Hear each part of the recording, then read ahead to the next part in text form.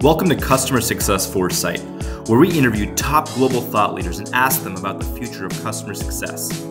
On episode 2, we're thrilled to have Guy Rahamim on the show. Guy is an enterprise CSM at LinearB based out of Tel Aviv, Israel. Guy, it's great to have you on. Thank you so much for taking some time to speak with us about the future of customer success. The goal of this is to engage leaders like yourself to see, what are you seeing? How is the industry changing? What's coming down the pike, and how can customer success managers be better prepared for the world ahead? So to kick things off, would love to get a quick intro from you, your role, your background, and what you're up to. Awesome. First of all, thank you for having me. I'm sure we're going to have a fun conversation together and interesting also. So yeah, my name is Guy. I'm based out of Tel Aviv, Israel. I've been a customer success manager for the last 3 years. The 2 years out of the 3 years, and currently I'm an enterprise customer success manager at LinearB. LinearB, it's a software development management platform that help engineering leaders to identify where they can improve. We also give them automations to help them to improve, but we're also helping them to better articulate to the business where they invest and how they contribute to company goals. Awesome. That is a much needed solution, and I know a lot of companies could benefit from that, especially software companies. That aligning your developers is critical. So one of the topics I wanted to get into today, Guy, and we had just talked about this in a previous conversation, is business reviews. There's a lot of talk out there right now that QBRs, EBRs, BRs are dead because executives don't show up for those reviews, especially if it's called an executive business review. So I'm really curious what your perspective is on that and why people are talking about this, because I know you're doing these successfully, but clearly there's a gap. Some folks aren't, or they just don't know, and other folks are doing it really well. So why is there a gap in executives not attending business reviews, and what's the problem there in your perspective? Yeah, I think you touched like on an exposed nerve. It's a pain point that I think every CSM with named accounts is experiencing. I don't think the concept is dead. I just think that we need to think about it differently nowadays. I think especially in the last couple of years with the economic downturns and all the challenges that we have today, decision makers needs to see ROI, and we need to help them to see how they gain the ROI. But if I'm taking one step back, first we need to understand what they care about. When coming to an EBR, and like there is a lot of talk, like forget EBR, now it's UBR, like you in the center. We are talking about you. I'm not talking about LinearB. I'm talking about what is important for you to achieve. So taking a step back, if you are not completely aware of what are the business goals of your decision makers, what they're trying to achieve, and how your solution comes into play. They are making the change. They are the heroes of the story. You are not the hero. You are enabling them. You are helping them to drive the change. We are like change management agents. This is like, it's another name for CSMs. And I think by making them the hero, the story should be revolving around them. So I think coming prepared for this type of conversation, understanding maybe I shouldn't start off with like, hey, how is the usage? How is like the license utilization? Look at our metric, look at our feature, look at our story. It's like, hey, how are you doing? How are things? I know that these are challenging times. I have customers that are doing better. I have customers that are doing not so well. I'm interested to hear how are you doing in this current climate. And then like what is on your mind? What keeps you up at night? You can ask these questions in a different manner, but I think that circling the focal point to be on them would be something that would be a lot helpful in driving this conversation. And I think this will also help to increase the turnout of the executives coming to the EBRs, because without executive, it's not an executive BR. And you need to understand that you need to make the person who signs the check happy at the end of the day. You could have like, I remember a sentence that's like stays with like happy customers churn. like my customers love me. Like I'm like they enjoy working with me. I have They no like doubt. smile. I make them laugh at conversations. We also have like we build like more of like a personal bond, like knowing stuff about each other. But in the end of the day, if your CFO comes to a department leader and tells them, hey, like we cut like 10% out of every area, like product engineering, marketing, sales, everyone are impacted. And you need to enable them to build the business case and saying like, hey, this is a must-have. I cannot operate without this. So I think this is the motivation to do successful EBRs. You should, first of all, trademark the UBR. I think that is, I've never heard that term before, and people will hang on to that, I think, quite heavily. It's already out there. Okay. Before, Well, you're evangelist then. Yeah, and I like the point about the CSM's role as an enabler. You're a strategic business consultant, or something I've been hearing a lot is CS only exists to solve the customer's problem, to make the customer successful, not to make the product successful. The product is just a component of the customer's business, right? And I think that's a really key point to hit on. And also that something else you said that resonated with me is the CSM is almost a business therapist. You're listening to your customers' problems, you're talking it out, you're understanding why. It may have nothing to do with your product, but that's what separates the good from the great CSMs, right? And I think a lot of folks need to hear that and learn how to do that better. Yeah, so I think my answer is going to encapsulate like answers for both of the questions. So I'll start, and if you have like any follow-up questions, do let me know. I'm going to start the monologue now. Okay. So I think as a CSM, as CSMs, we need to wear many hats. But to begin with, you need to be expert at your product. If you don't know your product by heart, like all the use cases, everything that you can solve with your product, it doesn't mean you need to know the code and the logic behind the product. You just need to know how to use your product. So you got to be expert in your product. Second, you got to be an expert in the domain that you're operating in. So I was in cybersecurity prior to me being now in the engineering like realm. And this is like amazed me. It's like captured my attention. Like so many things is like amazing about engineering. And it got me really curious. So like every time like I talk to a VP or a CTO and I heard the phrase I wouldn't know, I would go to an engineer and ask them, hey, what does cherry picking means? What does rebase? What does squash means? So in able to earn their trust to begin with, you got to level your conversation with the folks you're interacting with. So like nowadays I can talk with VPs, CTOs, group engineering managers, team leads, and developers all the way. And I think last but not least, you need to understand how business operates. You need to understand the full customer journey. You need to understand that your boss, like the person you're interacting with, has a boss. They need to report to. They need to make them happy as well. They have people who report to them, most likely. Their boss or themselves are going to the senior leadership team at their organization, and at their turn, they're going to board meetings where they need to give updates. So I think understanding this fabric, and I think it leads you for like a fourth hat that you need to be to master. And I wouldn't necessarily call it a therapist, more of like ask questions. Don't be shy. Your ability to drill down and don't let go until you get proper answers to what you need. So like, avoid like yes and no. Okay, this is like a no-brainer. Like yes, no questions doesn't help you. But if you like keep on like reiterating on the question, like, okay, who do you report to? It's like X. Okay, how often do you meet? What do you present to X when you are meeting them? What are your OKRs? How do you consider yourself successful besides the OKRs?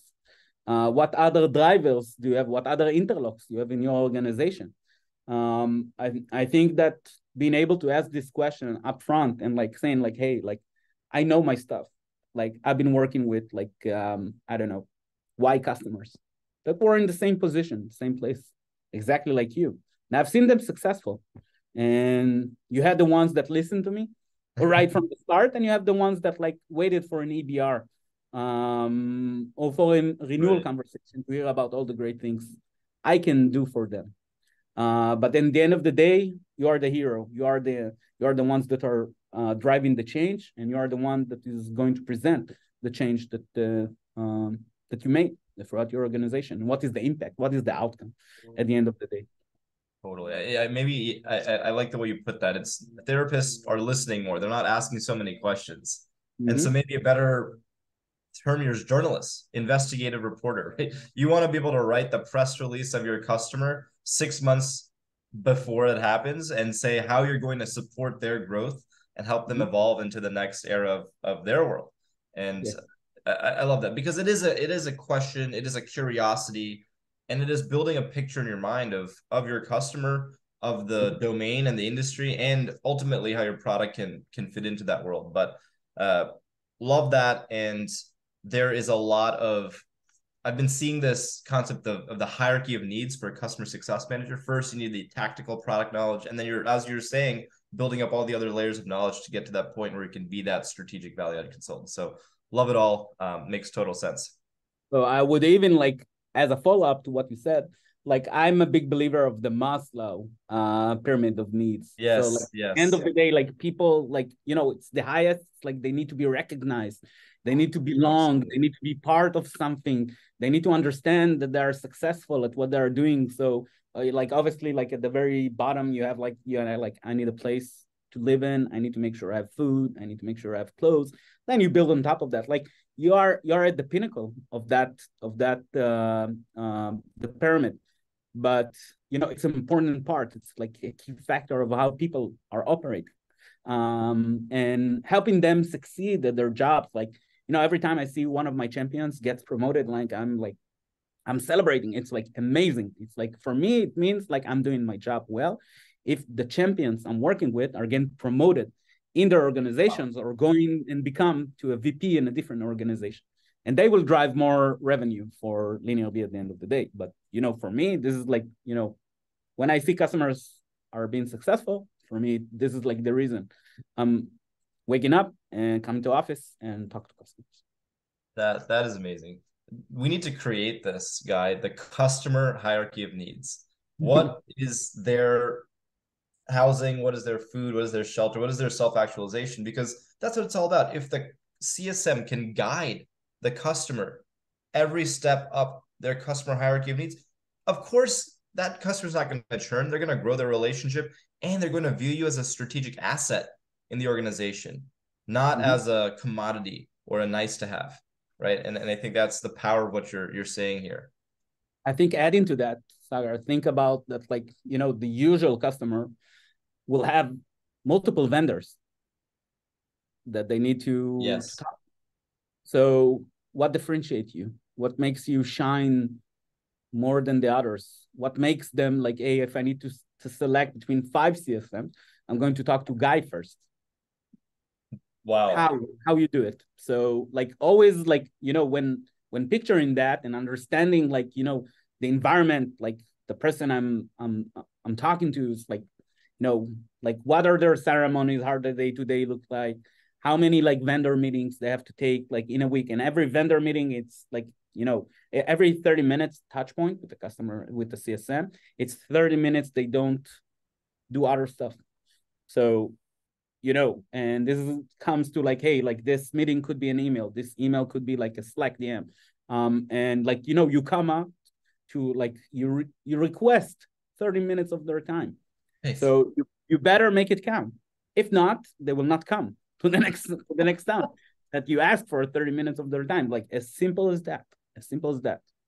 Wow, that's such a key insight. I've never viewed it that way before because I'm on one side of the equation, right? And it's the you're right. You're especially in an enterprise, and you're an enterprise CSM. You're selling into these large organizations. They might have 10, 15, 20 different products and different CSMs to engage with. And you're not just, I think we often hear you're fighting for your customers' time because they've got 50 other priorities in their business, but you're also fighting against the other tools in their tech stack. So that's great because it's not just budget that's a resource, it's attention and time. And I think the more you can make the case for that's fantastic. At the end of the day, time equals money. Yeah. Like, think about like a monthly wage of someone. Like you can say like a 1 hour of like a VP of engineering or a CTO equals X dollars. Yeah. Will they select to spend these X dollars on me or not? This is like, I think understanding that helps you say like, hey, I need to respect the business of this customer. I need to respect their time because this is also business. Like if I ask for time, I gotta make it worth their time. So I think it comes back to that, and I hope the monologue like of like the four like different key aspects answered like your twofold questions. Yes, it definitely. I think it also gives a great framework for folks who are listening to this and to learn how to engage more strategically and how to become up leveled in their role and be viewed as an asset to their customers' organization. So love it all. Also internally. Internally, yes, yeah. Talk to me a bit about we that. didn't talk about it, like, but like as a customer success manager, you should also have like a success plan for yourself, an internal success plan. How do you know that you are good in your job? What metrics? What are the leading indicators that you are successful in your job? What are the lagging indicators? Obviously, like we can look at ARR and GRR, but there are lagging indicators. What is like I don't know, out of your EBRs, how many customers like even accept the EBRs? I think this is what we should look at. Like how many reviews, like from your customer base out of your named accounts gave you a review. This is another leading indicator. What is the time to value for customers? Like how often after onboarding they say like, okay, I realized the value in your product. So I think these are like some of the cool things we should be looking at. And I think this is also like, where we should be as CSMs be able also to do like PR for ourselves internally in our organizations. That is a fantastic point. There's this feeling in the industry, I'm curious to hear your reaction to this, where CS is viewed as maybe not viewed in the best light from leadership or board members because they don't understand why CS exists in engaging customers. Unless you're coming from that world or you're coming from a customer-centric organization, there's sometimes a rift. And I've felt this a lot in some of the companies I'm working with in North America. But I think what you're saying helps elevate the role, obviously externally with your customer, getting them to engage with EBRs and come to the EBR, but internally up-leveling the respect and the perceived value that CS is bringing to the table, because it's not just about keeping the customers. No, you are the eyes and ears of the market. You are teaching the rest of the company about what value is for your market. So can you tell me a bit more about what are you seeing what is an incredibly successful CS leader organization look like? And how do they partner with executives, with the CEO, with the COO, with the board, right? What role do they play in those, the top level conversations internally? Yeah, this is like a great call out. I think that the power of a true successful CSO, it's within their interlocks. Before we are talking like going higher, I think the CSO can teach the rest of the organization what is the ICP or the ideal customer profile. So marketing can focus on bringing like better MQLs and convert them. So sales would be able to highlight and share stories of how other customers are using this. I think at the end of the day, like a sales process is more of a sprint, and I'm in customer success, we're more in the marathon. But you need to sell, you're proving a concept. you are trying to get the prospect engaged, like in like imagine like, hey, this is what the tool can do for me, and like this is the use case, and this is the ceremonies that I can do. So, and also product, like come into product and tell them, hey, like obviously like we're the front line. We get the feedback on like this, like the betas and the feedback on like existing features, that how they're being used and how they can be improved, and so on and so forth. So I think just being able to have like meaningful and successful interlocks throughout the organization, this is something immense. And I think highlighting also the work that you are doing and relationship that you are building with your customers. And I'm going to give an example. So we have like, yeah, examples are good. So we had the voice of the customer program, it's called like that, and very similar to the conversation that that you and me are having now. We used to bring in end users from different personas, coming for a live interview in front of the entire company. And obviously, this is suitable for like companies at different stages of their development, and it could be like only the R&D or only senior leadership team, but conducting an interview and like, hey, tell me about your pain points, how we help you to succeed in your work, and you give us examples. You love examples, so you can ask for examples. What would you like to improve in our product? So I think just bring like real live people into this to this mix like helps a lot. And I think that going upwards the stream, this is where like like a successful leader of the CS organ, it could be a head of, it could be a director, it could be a VP, or even like a chief customer officer. It's being able to tell the business that without customer success, they're losing a revenue engine, and show them it's like, hey, like our work here led to this amount of revenue. It's like talking numbers. So I believe that like CS have done amazing work in the last couple of years, talking business, talking numbers, and also bubbling it up for senior leadership team and also the board. That's fantastic, and I hear companies doing customer advisory boards where they have once a quarter meeting, but I've not heard companies bringing those executive buyers in for an interview with the live company. That's really great because it breaks that fourth wall, I feel, of the company being over here, the customer being over here, and only the CSMs are the linkage point. That should not be the case. The CSM should be the guide for both sides to understand each other better. And I love that example. One other thing I've been hearing, and I'm curious to hear your perspective on this. Do you think this is a good idea? Is it not? What value does it provide? But you mentioned the sales to CS handoff. Huge problem, massive problem. I used to be in customer success, then I moved to pre-sales, and I saw the chasm from both sides. It was really difficult. So one thing that we've been thinking about, that other organizations are thinking about, is actually having the CSM be involved in the sales process at the final stages. Think of the CSM as the closer, the sales rep, the SDR prospecting, the AEs, getting them qualified and warmed up. But once you're ready to buy, what do you care about? Time to value, right? That's the only thing. And the CSM's responsibility, as you said earlier, is driving the time to value. So imagine if the CSM comes in at the final meeting, contract negotiations are going off with the sales team, but talking to the customer about here's how we're going to drive value, and being that closer. So I'm curious to hear your thoughts on that and what role you think CSMs can play in the sales process.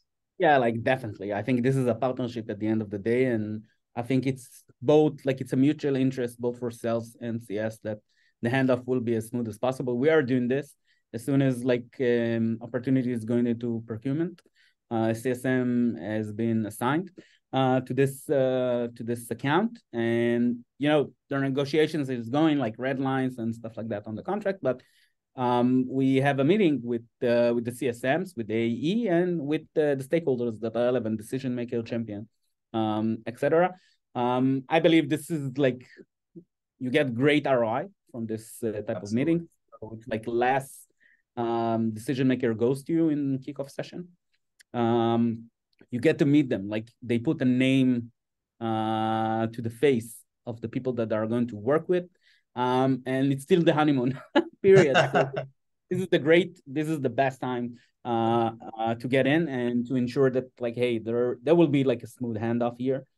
We understand the why behind like making a purchase, and we're going to help them to drive value and achieve business outcomes at the end of the day. This is top of the line. This is what we are here for. This is why we are talking. This is why we have a job.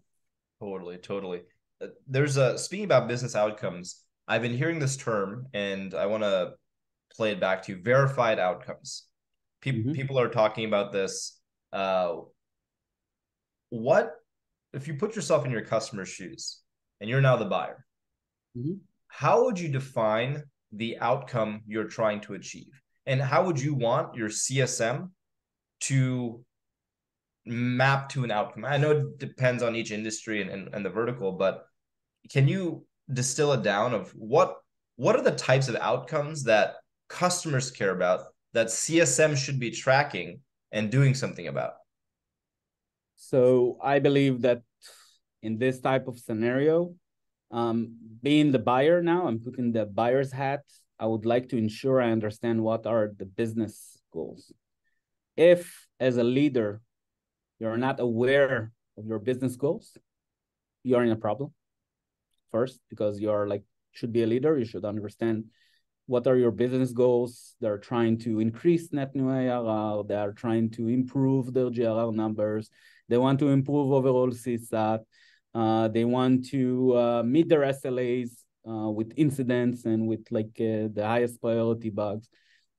Now, understanding that the business goals, you should be able to derive like your goals, and you should also be able to explain why your OKRs help the organization meet their business goals. So usually they're like a big part of like the onboarding and the kickoff. It's like having a discussion around this. It's like, maybe we need to do homework. Maybe we need to go back. Maybe we need to like, okay, let's break it down. Like, this is too vague for us. Let's agree on this point.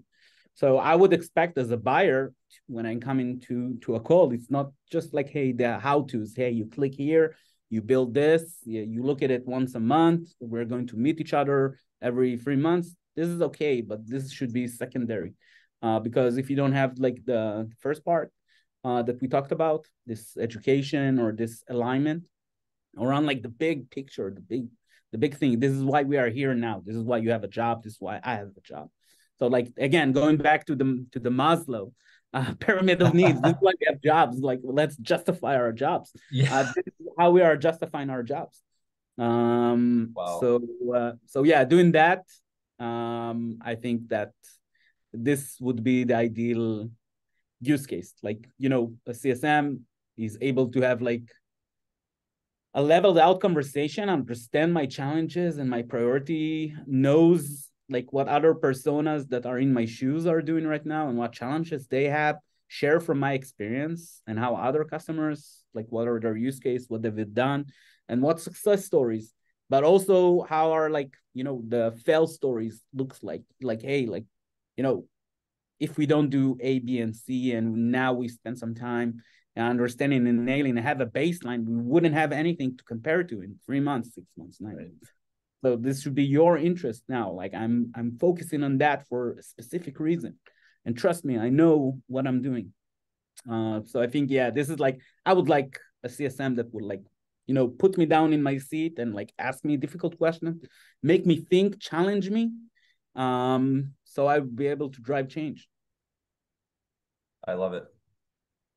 That's so much. I think of this motion has to be putting yourself in your customer's shoes, as you were talking about before, right? Asking the hard questions, being that journalist, building out that profile and understanding, because that's when the customer will open up to you and trust you. Otherwise, they'll be, why should I talk to this person? They don't know me. They're a stranger, and I'm paying them. They should be giving me value. So it's a really foundational point. I want to take things in a slightly different direction and get you thinking about the future here. So what I've been asking thought leaders like yourself, Guy, is if you could make one or two predictions about the industry, the customer success industry, what's coming down the pike? How is it going to change? And I give you some context here. Customers are the most empowered they have ever been. They have plenty of choice of software to buy. There's never been more software in the market. They have way more information in the buying process. They're often coming to the company to validate their choice, not to learn about the company. They already know about the company. And they care about outcomes. So customers are empowered. Organizations are trying to keep up.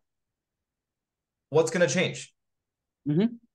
Yeah, I think at the end of the day, what will change, it's the manual labor of CSMs. Like CSMs will never be replaced. Like it's like a bot will not be able to have the conversation that now we're having. Like it could be a very boring conversation.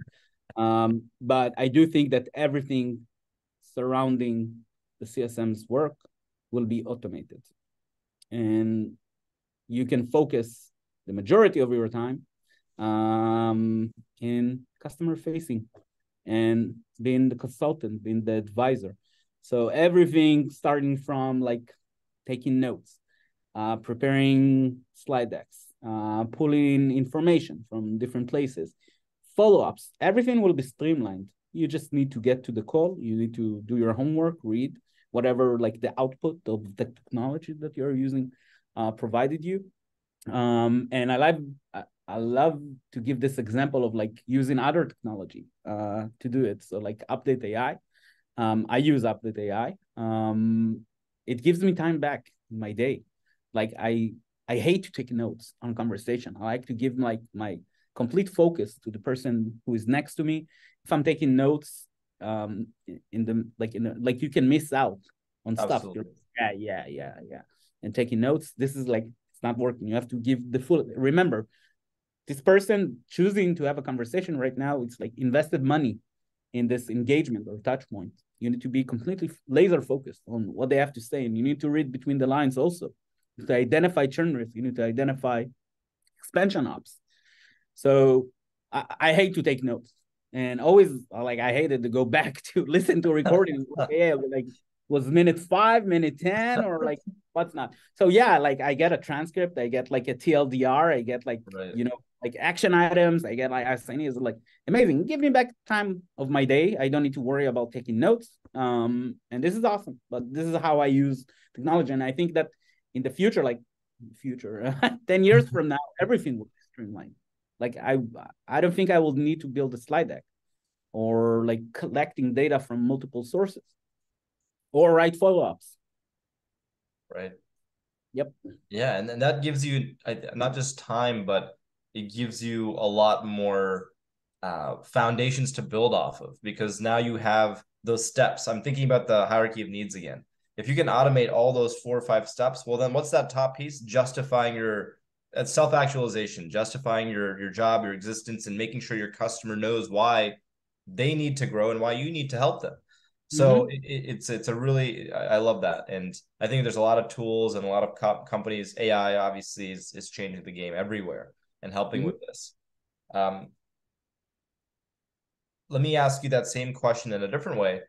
So that's from the industry's perspective. How do you think customers are going to change? And how is the buying or the renewal process going to update based off of all this? Yeah, I think with technology will take a leap forward, and I think customer will be a lot more self-served. Like think about like automatic wizards that configure everything and build everything and like benchmark you and like build models, and it's like you would have to invest, like the number of end users is going to be reduced a lot. And I think that it will be streamlined, a lot more streamlined. But I think then again, it goes back to the importance of talking value and realizing value and making sure that like, the tool is doing what it should be doing, the product, the service. But at the end of the day, like, what is it that it does? Does it help you? It's like I like to give this example also, like in my customer calls. So it's like, and again, I'm dealing with engineering folks, and I can tell them, hey, like you can be like top notch like engineering team. You can build a Formula One. Wow. But if this Formula One goes like south instead of north, you're not aligned with the business. You're not building what the business wants you to build, but you build a Formula One car. Yes. So so then again, like the tool could be awesome, it could be great, could do what you deliver on promise, like what the promise was made in the sales process. It delivers on promise, but if we don't understand, like and the customers and priorities also change, like through time. It's like heck, like think about the startup life. Like you can decide something and then a week after you can Absolutely. change it. So like think about customers over years or multi-year contracts. So if you're not putting in like the required touch points, and understanding and discussing, yeah, I think everything is going to be a lot more streamlined and going to be a lot more easier. It will be a lot easier to do it in scale. But I think the CSM function will not disappear. The CS ops are going to be a lot bigger in many companies, but the CSMs could hold a much larger book of business. And I think at the end of the day, it's not the ARR, it's the number of accounts and engagements you have or relationships. Like, we are limited in bandwidth on how many people we can remember, relate to, Right. remember what they told us last conversation, even from notes. It's not the same. It's like listening to a person, or remembering how they sounded like when they told you what is it that they're experiencing.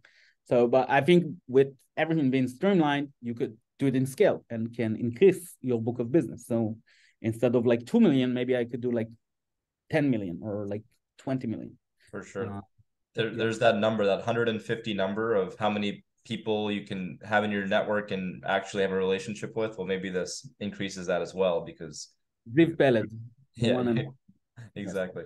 Awesome. Well, mm-hmm. we're right at the time here, Guy. I wanted to thank you so much for this conversation, and this has been incredible. Do you have any closing thoughts or anything you'd want to leave our audience with?